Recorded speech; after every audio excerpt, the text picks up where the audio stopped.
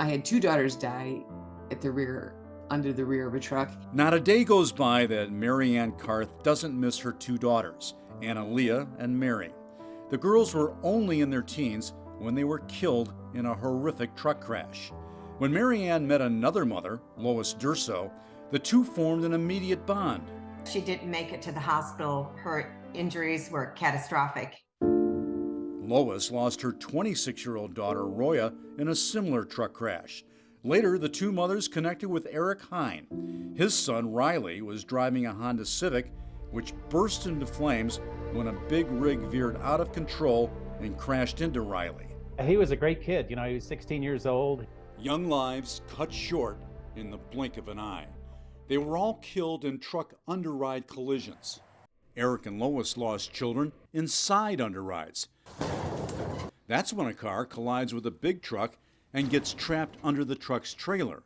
Even though very few survive, the federal government doesn't require side guard protection on trucks. This has been something that's been stalled for 50 years in the Department of Transportation, and we hope to put a little pressure on them to put some side underride guards on semi-trailers and save 500 to 600 people every single year.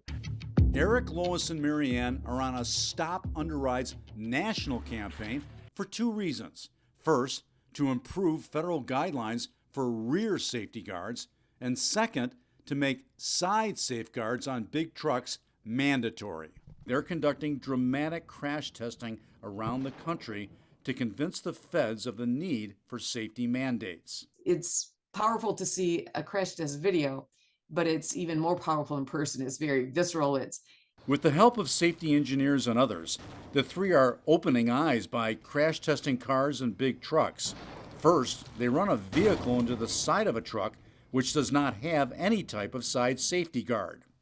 You can see why safety experts argue that a car's occupants have very little, if any, chance of survival. Before my daughter's crash, I had no idea what a truck underride looked like. I didn't even think that was a possibility. And until I lost her, I realized that, there's a lot of people at risk. The crash testing doesn't stop there. They conduct the same type of test, only this time, 1, 2, 3, up. The test truck is equipped with a steel safety guard on the side.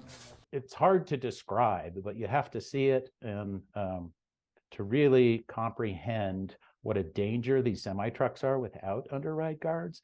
The three safety advocates have reached out to state highway patrols in every state. Police have been invited to get a first-hand look at the crash testing so they better understand the catastrophic impact of these crashes. I think police officers are not trained well on underride. Mary Ann, Eric, and Lois say most states don't even have a checkbox for underrides in their crash reports, so they often go undercounted and underreported.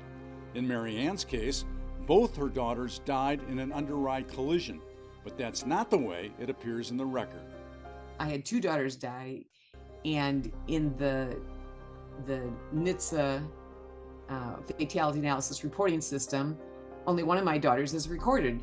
The GAO estimates about 300 side underride fatalities a year, but even that office says the number is low. Eric proved that underrides are underreported. He found 40 vehicles that were involved in underrides, but they were never officially identified as underrides. We're hoping, that these crash tests highlight for some of the state police as well what an underride is and how to capture it so that we can record these data and use that information appropriately. Eric, Mary Ann, and Lois are hoping for not only improved accident reporting, but for tougher standards for rear safety guards and mandatory guards for the side of trucks. We know that it's important that these crashes and deaths are better reported.